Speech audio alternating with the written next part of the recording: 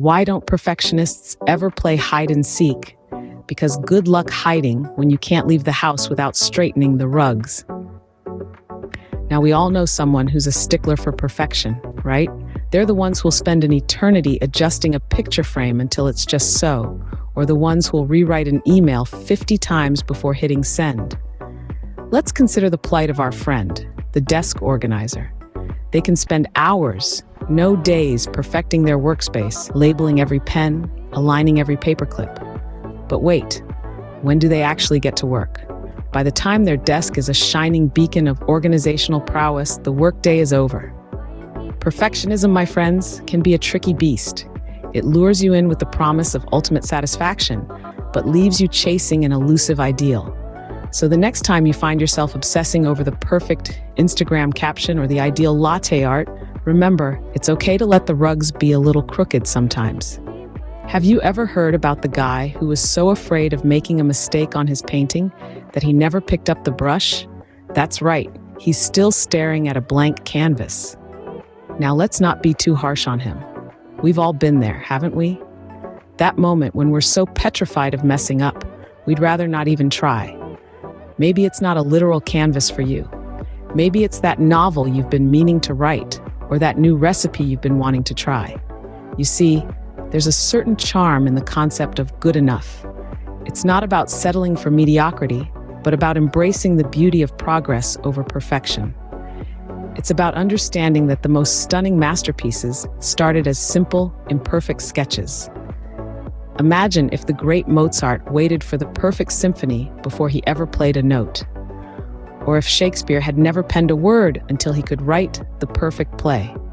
They'd be just like our friend the painter, stuck in the land of what-ifs and could-have-beens. So, here's a thought. Instead of aiming for perfection right off the bat, why not aim for good enough? Take that first step. Write that first word. Paint that first stroke. You'll be surprised how a series of good enoughs can lead to something truly magnificent.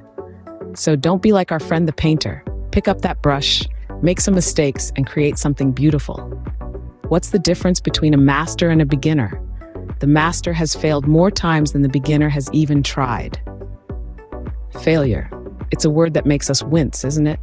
It's often associated with defeat, with loss. But in reality, failure is an integral part of our journey towards success. It's the secret ingredient that spices up the recipe of our achievements. Think about it. Consider a master musician, with their fingers dancing gracefully over piano keys, or strumming the strings of a guitar to create melodies that touch the soul. Do you think they've always played flawlessly? Of course not. They've hit wrong notes, they've struggled with rhythm, they've been out of tune, they've stumbled, they've faltered, they've failed. But each mistake, each failure was a stepping stone to their mastery. Why did the motivational speaker break up with their partner? Because they weren't getting enough likes and shares. Now, we're not suggesting you break up with us, but we do need your likes and shares to keep this relationship going strong. You see, every like is a high five, a pat on the back saying, hey, you're doing a good job.